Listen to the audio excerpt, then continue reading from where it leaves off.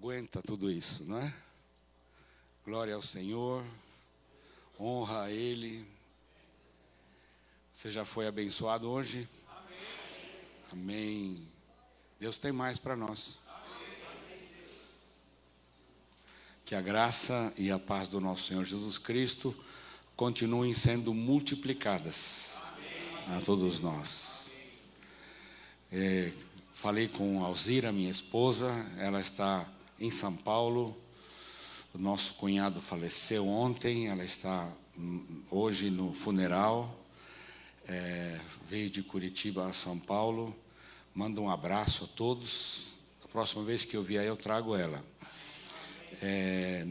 Não deu dessa vez porque eu venho de uma viagem longa de 20 dias, na verdade, fora de casa. Eu só volto amanhã para casa. E sou casado com a Alzira há 48 anos. Deus tem nos abençoado, Deus tem nos honrado. Nós temos sido fiéis um ao outro esses anos todos, porque prestamos contas um ao outro. Não importa se eu estou em casa, um quarteirão da minha casa ou do outro lado do planeta, o compromisso é o mesmo. Fizemos um trato de honrar um ao outro até que a morte nos separe. Deus nos deu 4 filhos, lindos, saudáveis, inteligentes, que é uma bênção também. Filhos são uma bênção, eu disse isso no outro culto também. E eu digo também que netos são bênção dobrada, não é? São 2 bênçãos. Na verdade, uma bênção quando eles vêm nos visitar e outra quando eles voltam para a casa deles. Então, é bênção dobrada, né? O meu Luca, o pequeno, ele vem em casa, ele é muito ativo e eu quero me envolver com ele, não é? Para tirar ele do celular e do tablet. Então, a gente rola no chão, brinca de índio, brinca de esconde-esconde e passa umas 2, 3 horas, no máximo 4 horas, eu já começo a olhar no relógio. E digo, Alzira, quando é que a mãe deles vem buscar? Estou pronto para a segunda bênção já agora. É muito bom. Família de Deus. Amém? Amém. É um projeto de Deus antes do pecado. Antes do ser humano pecar. Família não é resultado do pecado. Outras coisas são. A morte, por exemplo, é resultado do pecado. Mas a família não. Deus criou a família antes do pecado. E Ele disse que era para a gente crescer e multiplicar. Deixa eu fazer um cálculo com vocês aqui, bem rapidinho. Quando um casal tem um filho só, não é multiplicação. Morrem os 2, morre pai e mãe, fica 1. É divisão. 50% menos. Não é verdade? 2 filhos, ainda não é multiplicação. Morrem 2, permanecem 2. Não é verdade? Fica tudo como está. Multiplicação começa a partir do 3º. Casais novos aí, sejam obedientes a Deus, viu? Não sejam desobedientes, é ordem dele, multiplicar. Nós estamos perdendo, através do crescimento biológico, perdendo em número para o crescimento populacional.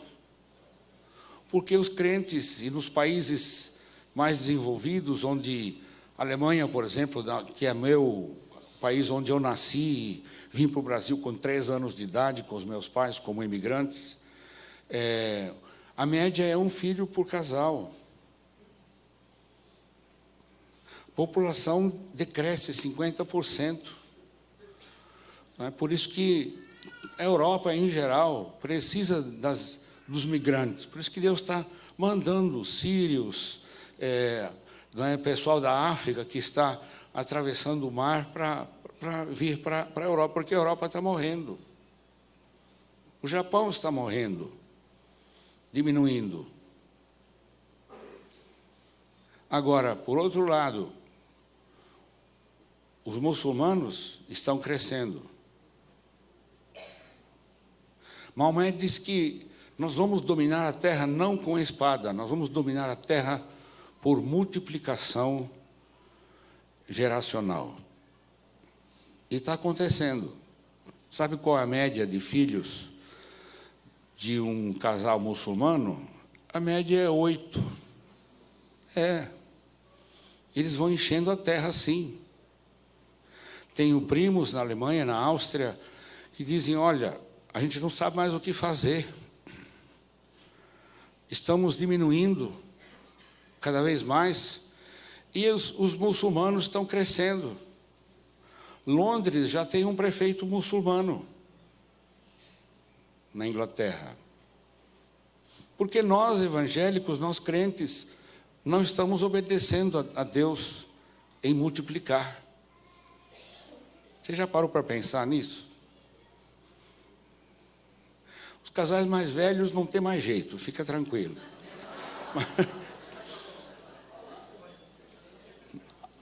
Mas os casais novos, vamos obedecer a Deus, vamos ser obedientes. Daqui a pouco a Europa vai ser dirigida por muçulmanos. Não é o plano de Deus, eu tenho certeza. Não é o plano de Deus para nós. Eu queria dizer ainda que vocês fazem parte de um grande mover de Deus ao redor do planeta, viu? Sintam-se alegres, sintam-se honrados por Deus, por fazer parte desse grande mover de Deus, da igreja voltando para a sociedade. A igreja voltando para onde está o povo, através das casas, através da igreja nos lares, através das células, chame como você quiser, grupos de vida, grupos de crescimento, não é? Mas viver igreja, como nós vimos ontem, que a célula é igreja, porque por causa da presença do Senhor Jesus, quando 2 ou 3 se reúnem, em nome dele, ele está no meio deles, não é? A célula é a igreja, tanto quanto o culto de domingo é a igreja, porque Jesus está aqui também. Nós estamos em mais do que 2 ou 3. Ele falou a partir de 2 ou 3, não é? A célula é a igreja por causa do poder do Senhor Jesus. Quando ele está presente o seu poder também. E aí não há necessidade, não falta nada. A célula é holística, ou seja, ela é completa. Não falta nada. Quando Jesus está presente, a plenitude de Deus está presente. Na comunhão do Pai, na comunhão do Filho e na comunhão do Espírito Santo. Aliás, Deus escolheu, como o Ser Altíssimo, escolheu viver em comunidade, na comunhão do Pai, na comunhão do Filho e na comunhão do Espírito Santo. Trindade significa comunidade, então. Ele podia escolher ser único, como os unitaristas, unicistas, tem até a Bíblia unitariana, creem que é só Deus. Os muçulmanos também creem só num Deus. Mas ele escolheu ser 3. E quando ele criou o nosso planeta, nosso sistema solar, a nós, os animais, ele diz, façamos o homem a nossa imagem e semelhança. Então, a Trindade estava presente na criação. É a maior evidência de que, se nós fomos criados à imagem e semelhança da Trindade, que escolheu viver em comunidade, nós também precisamos viver em comunidade. Não existe crente avulso. Não existe. Eu vou até, não sei se vai ser uma semi-heresia ou se existe isso, pastor, semi-heresia, depois o irmão me ajuda. Mas eu creio que não há salvação num crente individual.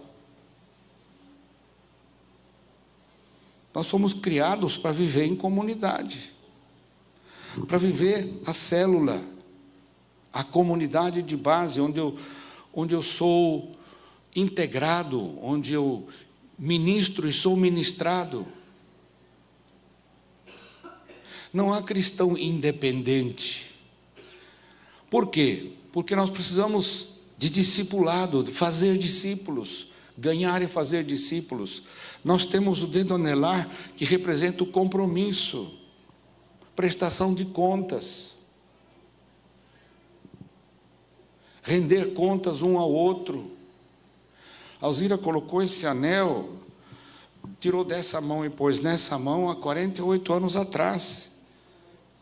Eu assumi um compromisso.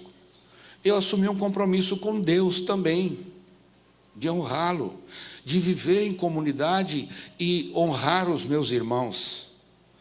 Paulo diz em 1 Coríntios 12, nós somos um só corpo, apesar de sermos vários membros, somos um só corpo. E por isso dependemos um do outro, prestamos contas um ao outro. Paulo diz lá em Romanos 12 também, que se um membro chora, o que é que nós fazemos? Choramos com ele. Se ele sofre, sofremos com ele. Se ele se alegra, ou se ele é elogiado, nós também nos alegramos com ele. Igreja é vida em comunidade. E nós perdemos isso. No século IV, depois de Cristo, com o imperador Constantino. Voltamos todos para um prédio, né? Sentamos em fileiras, não prestamos contas uns aos outros. A gente vem, entra, senta, levanta, louva, senta de novo, traz a oferta, volta, aí vem o sermão, a gente ouve um pouco, dorme um pouco,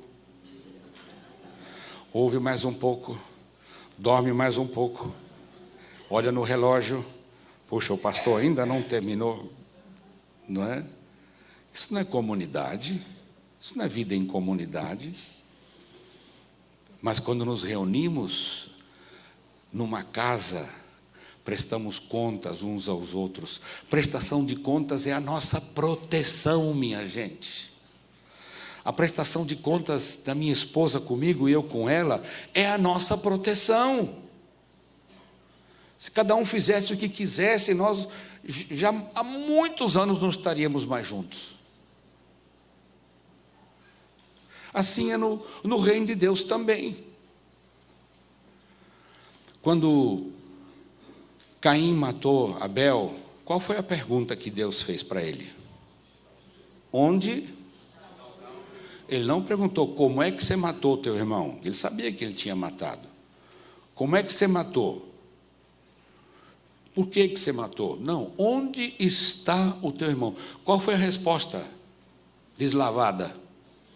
Por um acaso eu sou guarda do meu irmão? Eu não está na Bíblia, mas eu creio que a resposta de Deus foi: sim, eu criei vocês para cuidar um do outro, e não para matar um ao outro, seu safado.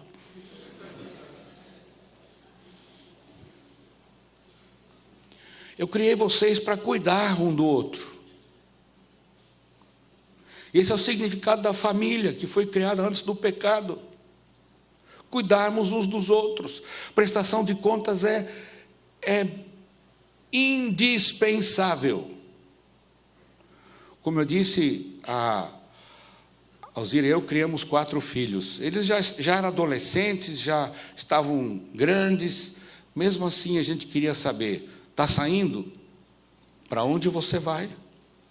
Com quem você vai? Como você vai? O que é que você vai fazer lá onde você está indo? Quando você vai voltar? Com quem você vai voltar? A que horas? Ai, pai, o senhor acha que a gente não...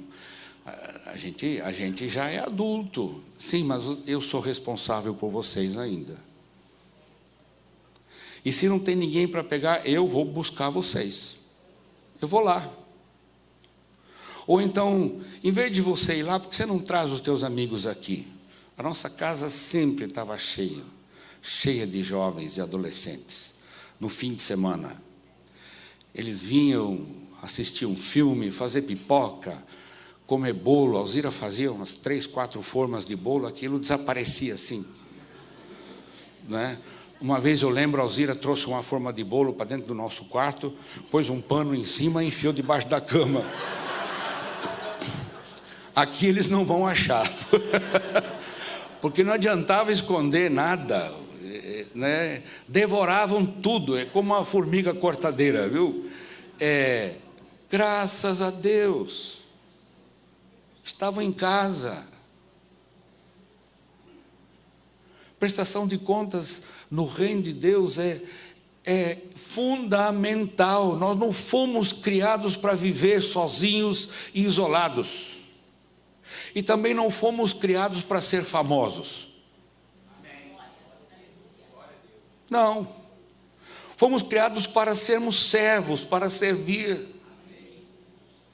É por isso que tanto pregador famoso aí ao redor do mundo tem caído em pecado. Por quê? Porque se isolou, achou que agora eu não preciso mais prestar contas a ninguém, agora eu estou bem, agora eu estou por cima da carne seca, a gente dizia na minha época, não é? Agora eu já cresci. Aliás, isso também me dá alguns direitos especiais que Deus me dá, que os outros não têm. A causa é andar sozinho, sem prestar contas. Qual outro casal no Novo Testamento que queria passar o apóstolo para trás na prestação de contas? Qual foi o castigo deles? Quem era o casal? Ananias e Safada, né? Não, Safira, desculpa.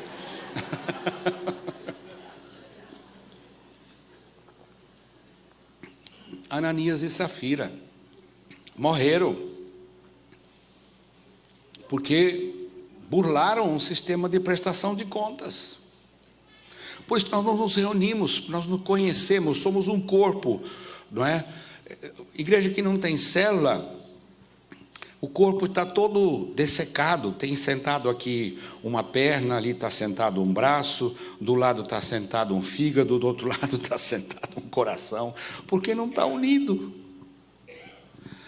Paulo diz aos Colossenses: somos ligados uns aos outros por juntas e ligamentos. Não dá para viver sozinho. Aí vem também a liderança. Deus quer que todos sejamos líderes. Nem todos seremos, mas todos poderíamos ser.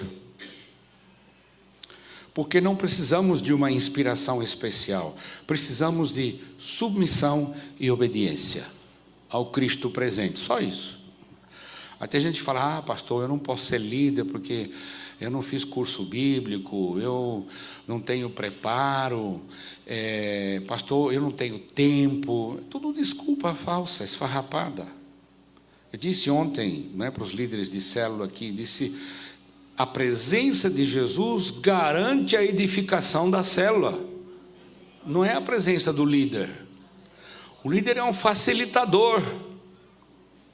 Ele não precisa ter todas as respostas, ele nem vai ter. Os melhores líderes que eu tive já, na minha experiência, foram pessoas simples. E você não precisa ser extrovertido para ser líder, não. Porque se você fala demais, você não é um bom líder. Um bom líder, ele estimula outros a falar. Ajuda aqueles que falam demais a falar menos. Toda célula tem pelo menos 2 ou 3 papagaios, não tem? Assim, pá, pá, pá, pá, pá, pá, pá, pá, pá, pá, pá, o tempo todo. Se deixar, domina. Pá, pá, pá, pá, pá, pá, pá, pá. O resto é tudo coruja, que fica assim, ó.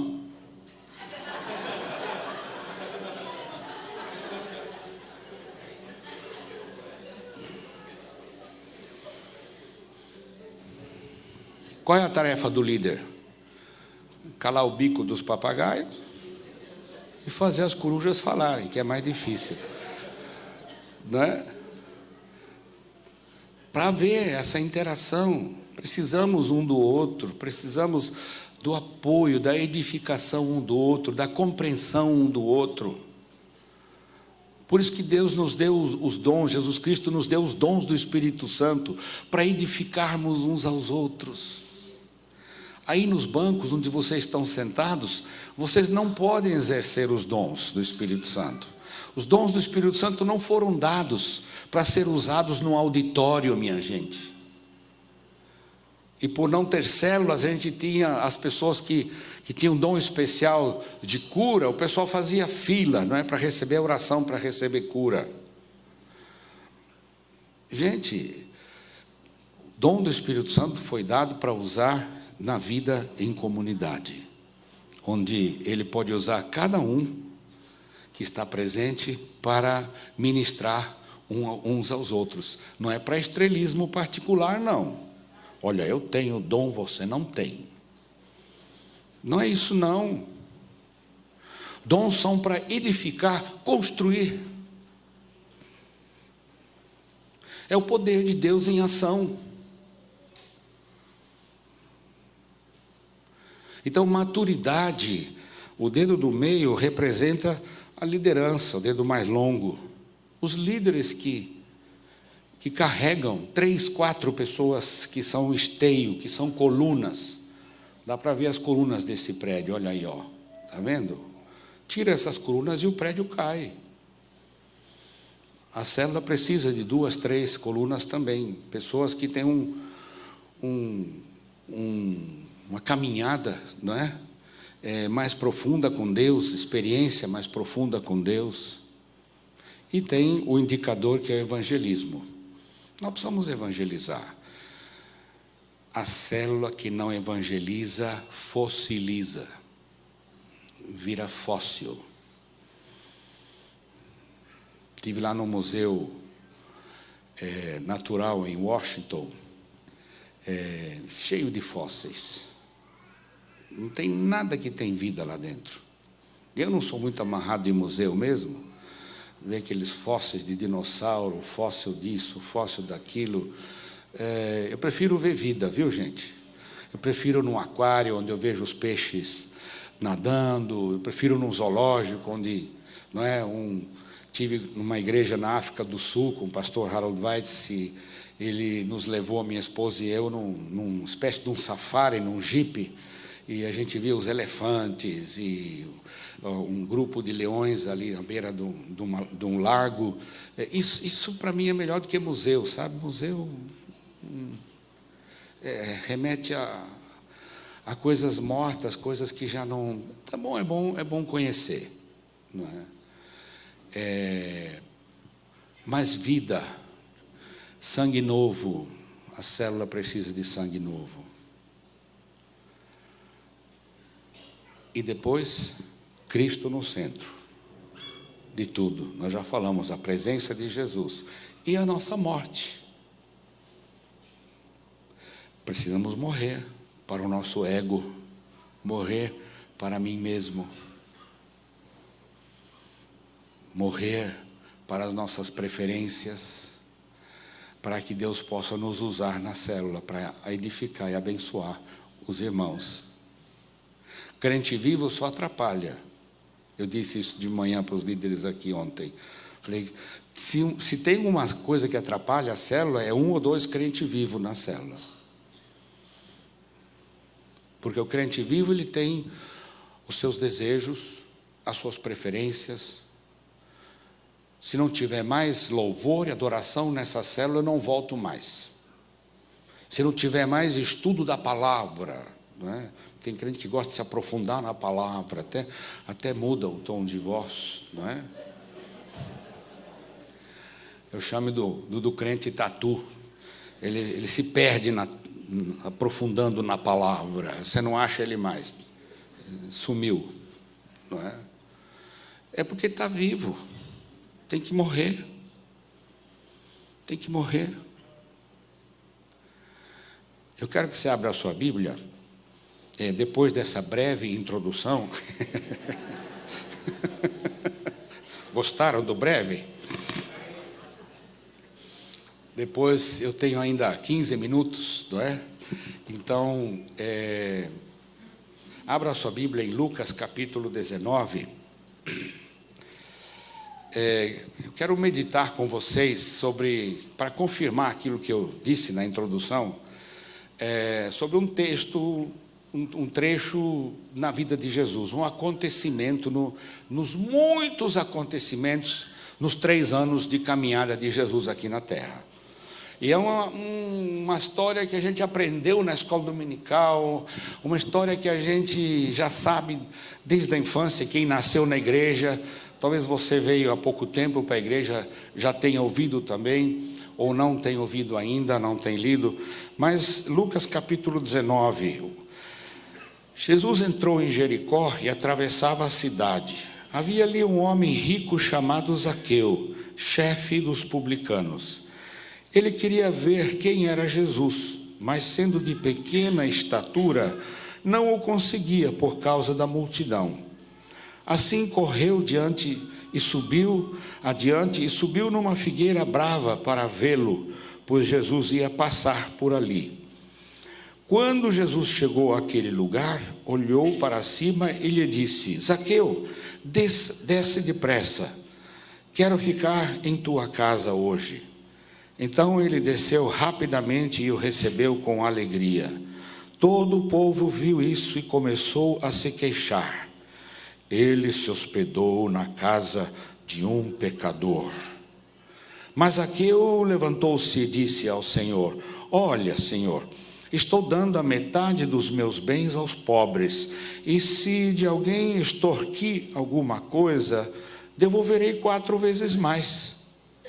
Jesus lhe disse: Hoje houve salvação nesta casa, porque este homem também é filho de Abraão, pois o Filho do Homem veio buscar e salvar o que estava perdido. Amém?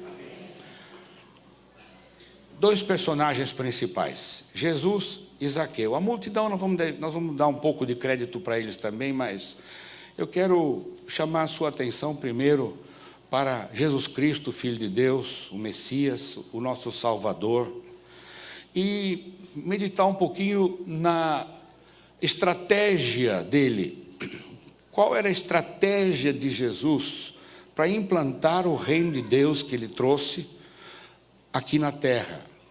Qual foi a estratégia de formar os seus líderes, os 12 discípulos que ele havia escolhido, para que eles dessem continuidade à obra dele?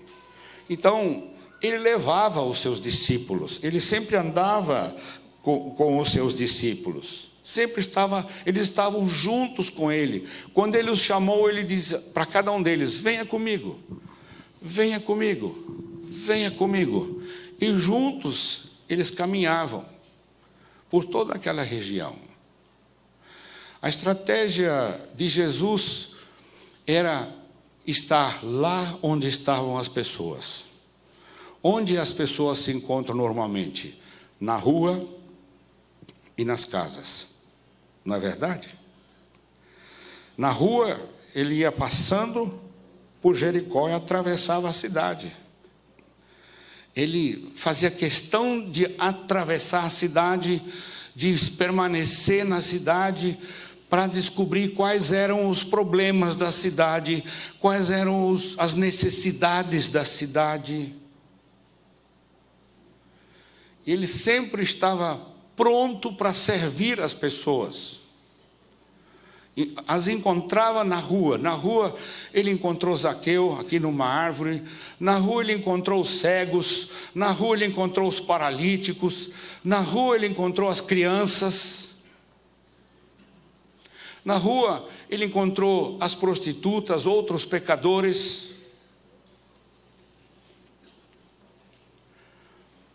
Qual é a minha rua e a sua rua? Qual deve ser a nossa estratégia? Eu creio que a rua para nós hoje, além do lugar onde transitamos, na calçada ou com carro, são as pessoas com as quais nós convivemos que não conhecem Jesus ainda. Essa é a nossa rua. Nossa rua. As pessoas que não conhecem Jesus, que são do seu relacionamento, são sua responsabilidade. Não é dos pastores. Não é de qualquer outra pessoa, não. Eu sou responsável pelas pessoas do meu relacionamento, para que elas conheçam Jesus. E principalmente pela minha maneira de ser, não pelo que eu falo. Tem um provérbio chinês que diz: se você não pode melhorar o silêncio, não o quebre. Às vezes a gente matraqueia muito, não é? Fala muito, e a nossa vida não, sabe? Não há coerência. Um dos grandes problemas da igreja de hoje é a incoerência. No domingo é uma coisa, durante a semana é outra. As pessoas que nós encontramos, que nos conhecem, que não conhecem Jesus, elas precisam, com o passar do tempo, ver Jesus em nós, sem a gente falar nada, pelas nossas atitudes, pela nossa maneira de ser, pela nossa gentileza, pela nossa disposição em ajudar. Posso te ajudar? Você tem que orar por essas pessoas, como Jesus se importou com elas. Você e eu precisamos nos importar com essas pessoas. Só assim o reino de Deus vai para frente.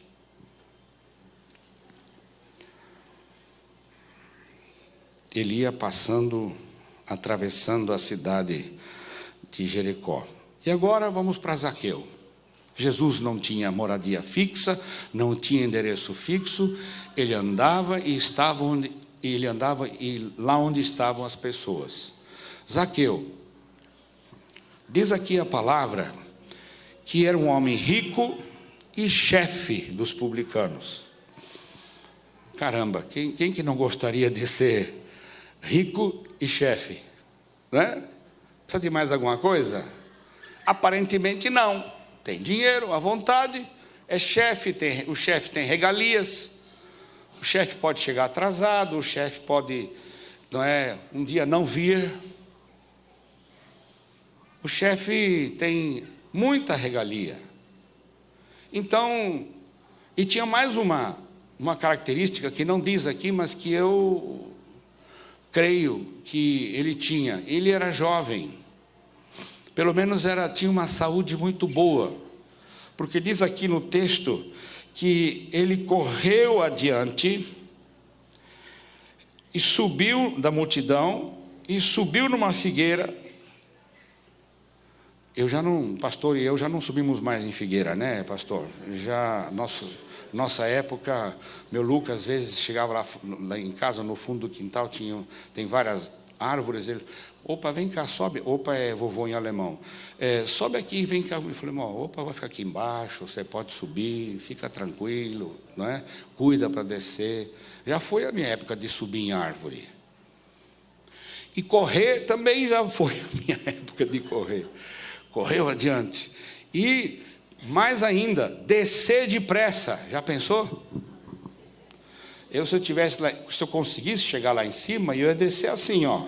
Um galho, olha onde eu ponho o pé aqui. Aí abraça o tronco aqui. Outro galho ali. Descer devagarzinho, nada de descer depressa, não. Então, esse homem tinha tudo. Era chefe, era rico, tinha boa saúde. Podia ser, mas ele foi duplamente decepcionado. E esse é o título da mensagem, se você estiver escrevendo: duplamente decepcionado e mesmo assim abençoado. Quais eram, então, as duas decepções de Zaqueu? A primeira, eu deduzo do texto, porque ele era judeu, que ele cresceu dentro da lei de Moisés. Ele cresceu junto com os pais, observando a lei, observando os ritos, indo às festas religiosas, observando os sacrifícios, mas aquilo deixou ele vazio, porque religiosidade e ritos nos deixam vazio, não preenchem o vazio da nossa alma. É fazer para conquistar, não é, a graça de Deus. Eu acho que não estou fazendo o suficiente, então eu vou fazer mais. E mesmo assim, acho que não estou conquistando a graça de Deus, eu vou fazer mais um pouco. Essa é uma armadilha do diabo, não é? A religiosidade, o legalismo, pessoas que, se não for bem assim, você não é crente mesmo. O crente não pode. Essas pessoas não são felizes. Elas sofrem debaixo de um jugo de legalismo. Os fariseus eram assim. E existem fariseus de plantão até hoje, viu, gente? Que acham que são melhores que os outros, só porque observam algumas coisas, só porque vem todo domingo no culto, só porque dá o dízimo, mas não tem vida. Não tem vida. Zaqueu estava farto disso. Chega, não quero mais isso, não está me trazendo felicidade. Aí vou, a segunda tentativa, vou ficar rico, vou ganhar dinheiro. Vou me aliar ao Império Romano e me tornar cobrador de impostos do meu povo. Com isso, ele atraiu a ira do seu povo, por isso que ele foi chamado de publicano, é um termo para designar o maior dos pecadores, traidor da pátria, na verdade, e ganhou muito dinheiro. Só que o dinheiro também não resolveu o problema dele. O dinheiro não resolve os nossos problemas. Acalma os nervos, não acalma? O dinheiro acalma os nervos, mas não resolve o nosso problema. Não traz felicidade, não traz você já viu o pessoal da favela se suicidar? Praticamente não tem suicídio na favela.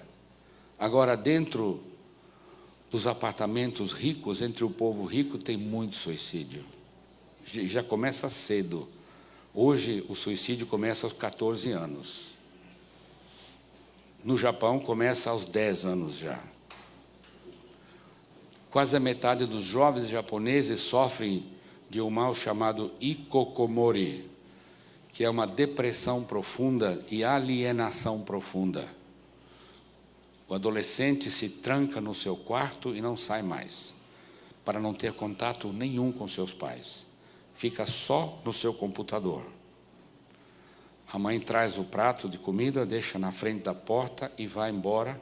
Quando a mãe foi embora, ele abre a porta, puxa o prato, come, põe o prato de volta, vai ao banheiro só à noite, quando os pais estão dormindo, para não se encontrar com os pais. Veja. E o índice de suicídio está subindo em números alarmantes. Então, o dinheiro, na verdade, o bem-estar também deixa o homem vazio. Se você coloca a tua fé naquilo que você tem, nas tuas posses, e não na provisão do Senhor Jesus, você é infeliz. Então, duas decepções. A primeira decepção com o legalismo da religião dos pais dele. O segundo, o dinheiro também não conseguiu preencher o vazio. Aí ouvi falar de Jesus. Eu creio que Mateus, o outro cobrador de impostos que tornou discípulo de Jesus, ligou para ele e disse: Zaqueu, nós estamos passando aí na sua cidade, você precisa conhecer um homem que transformou minha vida. Acho que você precisa não é? Ele fazia parte do clube dos cobradores de impostos, não é? Então eles se conheciam. E Zaqueu falou: tá bom, eu acho que essa é conjectura, viu, gente? Não, isso é eu que estou falando, não está na palavra, não. Vou ver esse Jesus, vou conhecer quem é esse Jesus, de quem se tanto fala, que ele devolve a dignidade às pessoas, que ele perdoa pecados, que ele cura as enfermidades. Quem é esse homem? Eu preciso conhecer esse homem. De repente ele é a solução para o vazio da minha alma. Então, quando Jesus entrou em Jericó e ia passando, ele falou: agora é minha chance. Só que ele era baixinho, não tinha como, o povo já estava ali todo na calçada, todo outro povo seguindo a Jesus, apertando ele. Como é que eu vou fazer? Viu uma árvore ali, deu um pique, subiu na árvore e ficou ali. Acho que tinha um galho assim, que meio horizontal, que ficava em cima de onde Jesus ia passar.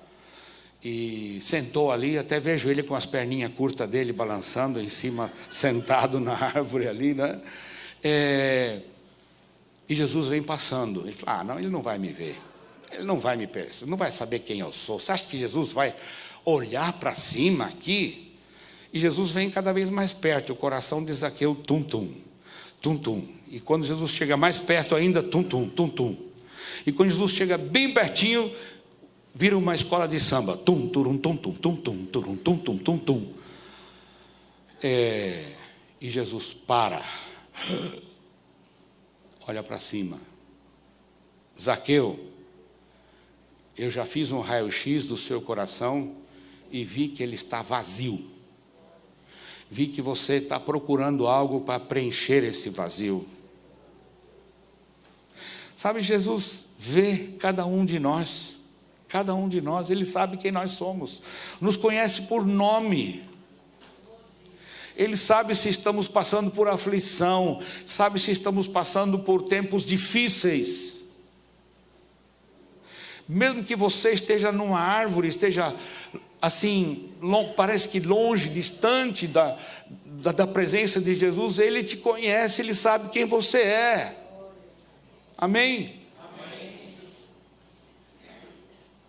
Ele conhece os nossos problemas, Ele sabe das nossas preocupações, Ele sabe da nossa rejeição, de que sentimos rejeitados às vezes, conhece os nossos complexos, sabe das nossas decepções.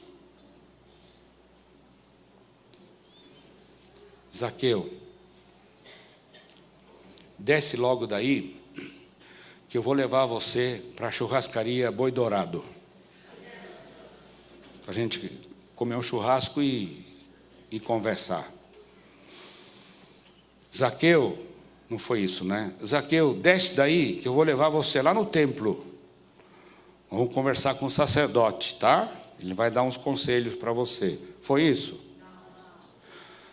Zaqueu, eu quero ir para a tua casa. Por quê? Porque a tua casa vai se transformar numa igreja. No meu plano dos odres novos, a tua casa vai ser mais uma, onde a salvação vai entrar, e ela vai ser ponte de salvação para outras pessoas. Esse era o projeto de Deus.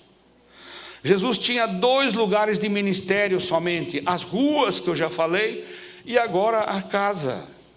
Ele saía da casa, ia para a rua, andava na rua, aí via uma outra casa, alguém o convidava, ou ele mesmo se convidava, como aqui no caso de Zaqueu, entrava nessa casa, era transformada essa casa, da casa voltava para a rua, e assim 3 anos, da rua para as casas, das casas para a rua.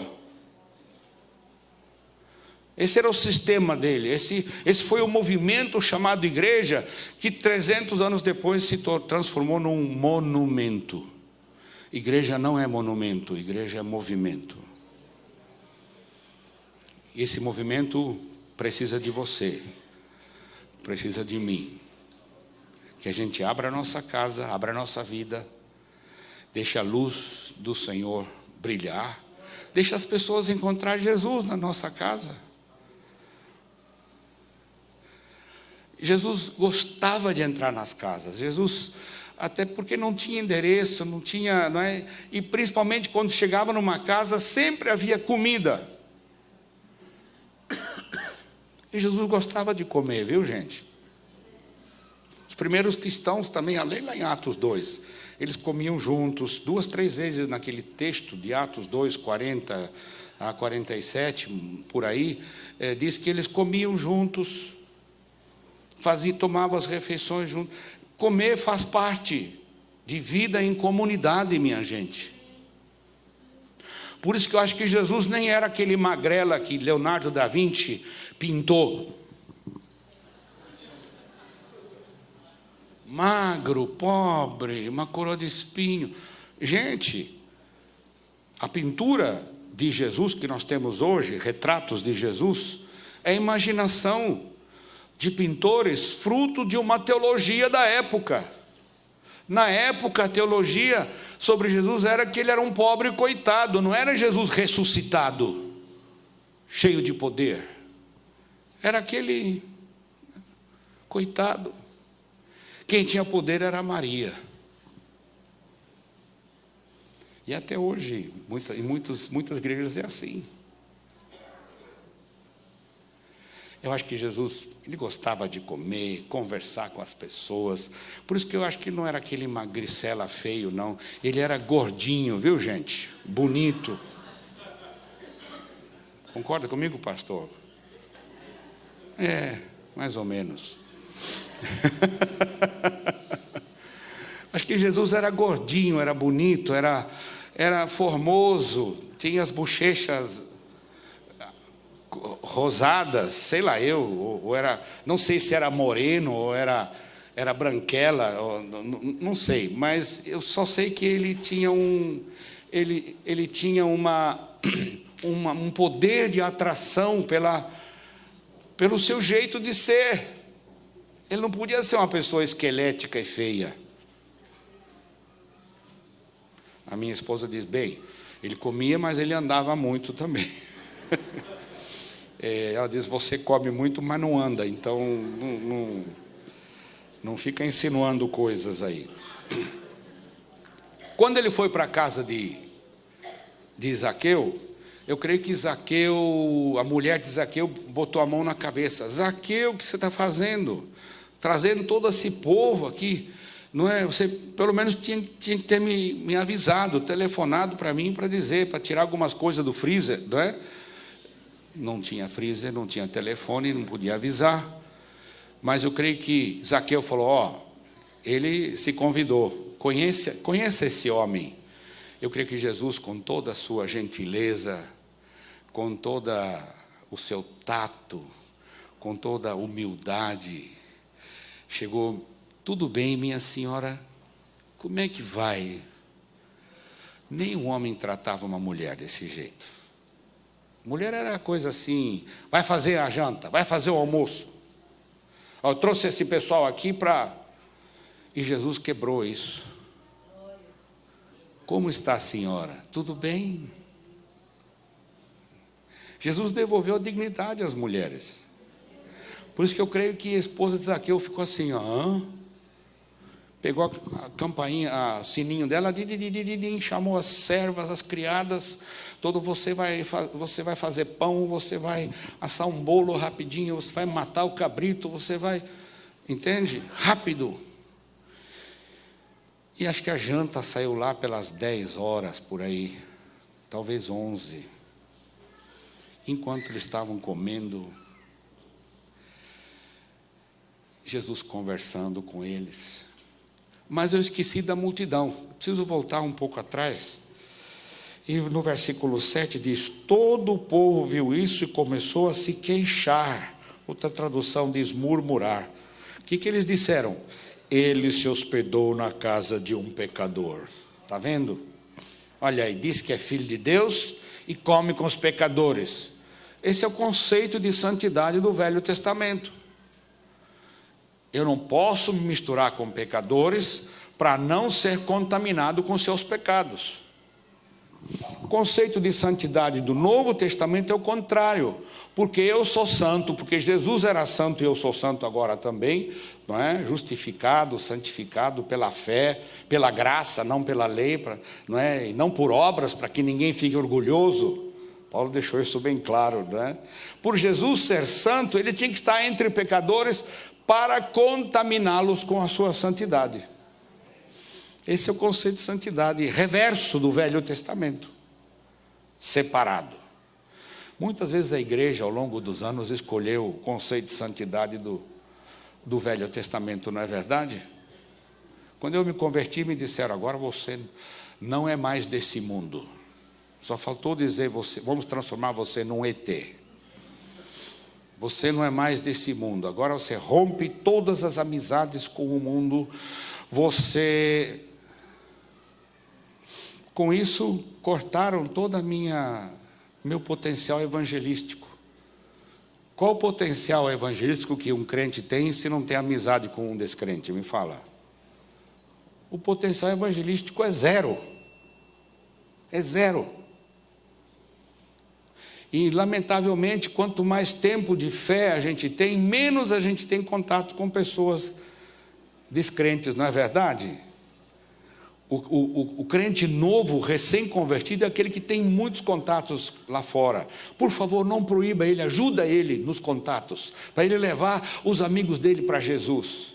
Discipulado é isso, é com ele visitar os amigos dele, ajudá-lo a ganhar os seus amigos para Jesus.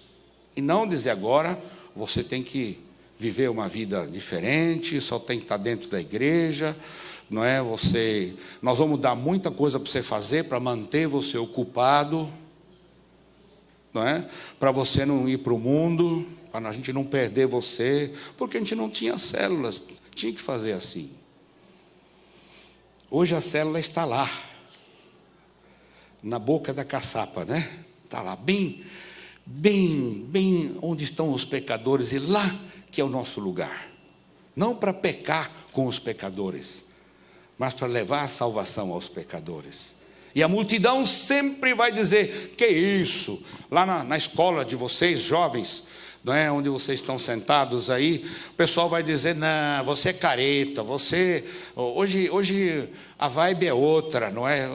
Estou me esforçando a usar uma gíria que dá certo? Na minha época a gíria era totalmente diferente, não adianta eu falar aqui porque ninguém vai entender. Então, a multidão sempre vai dizer que você é careta, que você é atrasado, que você deve fazer o que todo mundo faz. A multidão é assim, não dê bola para a multidão, você que é jovem. Seja amigo deles, não seja uma pessoa chata. Tem coisa pior do que um crente chato? Fala para mim. Tem 2 crentes chatos. 3 crentes chatos, então, meu Deus, ninguém aguenta. Uma célula de crente chato, o pessoal vem uma vez na célula, sai da célula assim, ó, Deus me livre e guarde. Não é?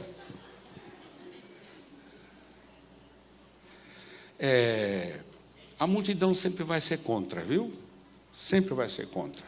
Você pode fazer uma coisa boa, você pode ver, o governo toma uma medida para fortalecer a família, a multidão já vai contra. Não é isso? Isso é nos Estados Unidos, isso é aqui, isso é na Europa.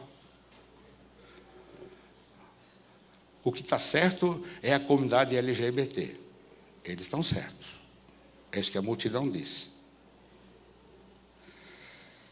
Voltamos para dentro da casa de Zaqueu.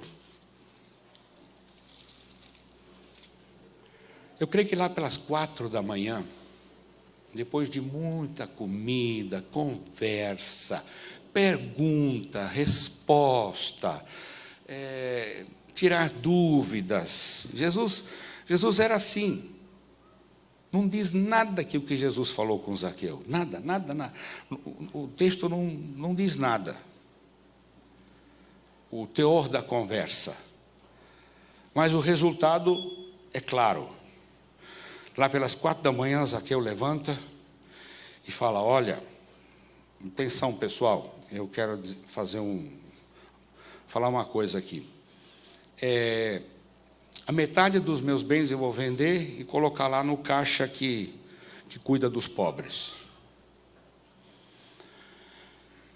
E se eu enganei alguém, não é? Extorqui, diz esse texto, alguém na cobrança de impostos, vou devolver 4 vezes mais. Acho que o povo fez assim: o pão duro do Zaqueu disse isso? Será que não estou ouvindo certo? Zaqueu disse isso. E Zaqueu sentou. Nesse momento, Jesus aproveita a oportunidade. Jesus se põe em pé e fala 3 coisas, 3 frases. Hoje, a salvação entrou aonde? Nesta casa. E sabe qual é a implicação disso? E a salvação vai sair desta casa, vai para outras casas. Desta casa, a salvação vai passar para outras casas. Esse era o movimento iniciado por Jesus.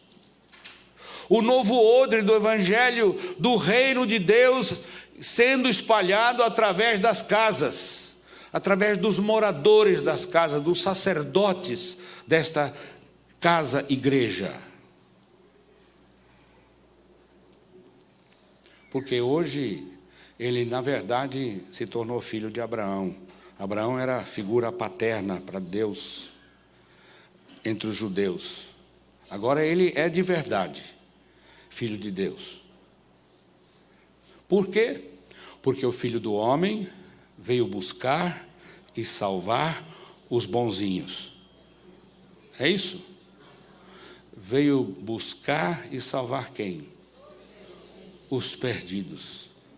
Sabe, Jesus Cristo é o mesmo ontem, hoje e eternamente. Ontem, hoje e eternamente. Ele ainda vê as necessidades de cada um de nós. Está pronto a ajudar, está pronto a resolver as questões da nossa vida. Amém? Baixe a sua cabeça para a oração.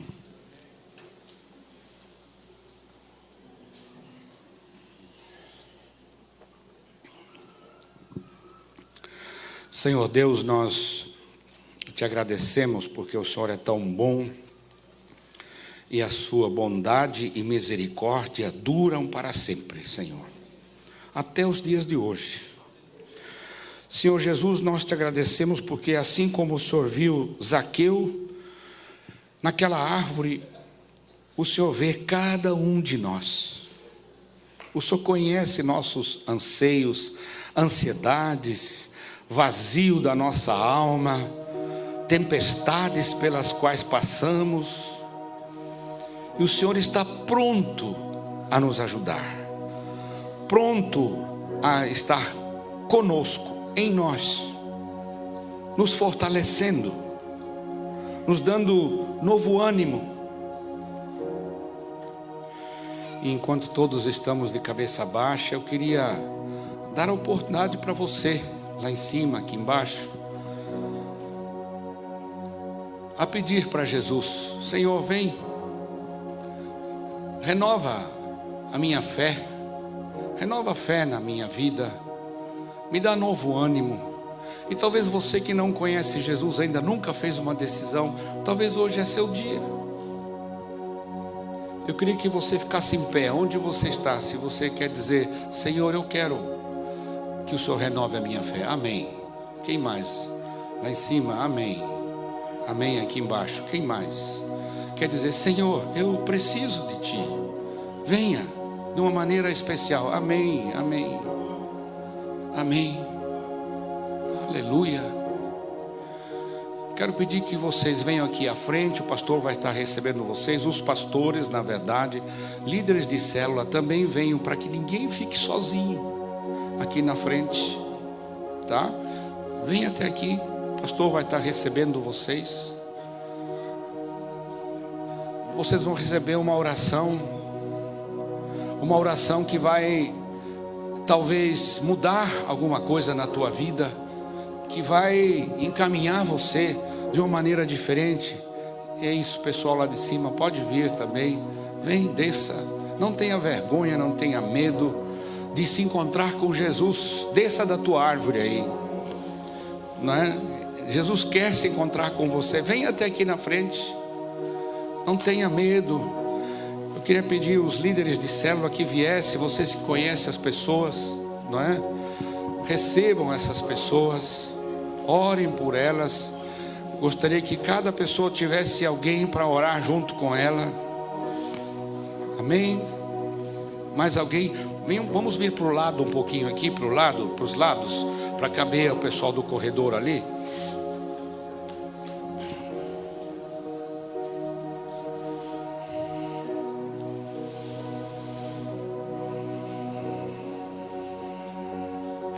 Vamos orar, todo mundo orando, não é? Levantando as suas mãos, abençoando essas pessoas aqui. Se você ainda não decidiu vir, vem agora, não é a tua chance, é a tua chance. Enquanto eles estão orando aqui,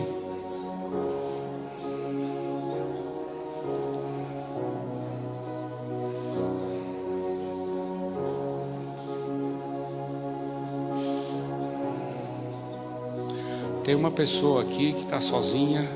Alguém pode vir aqui da liderança?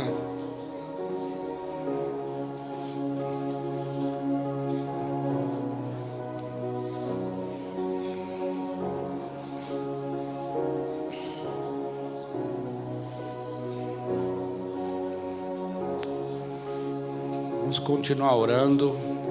Dá um tempo para esse pessoal receber oração.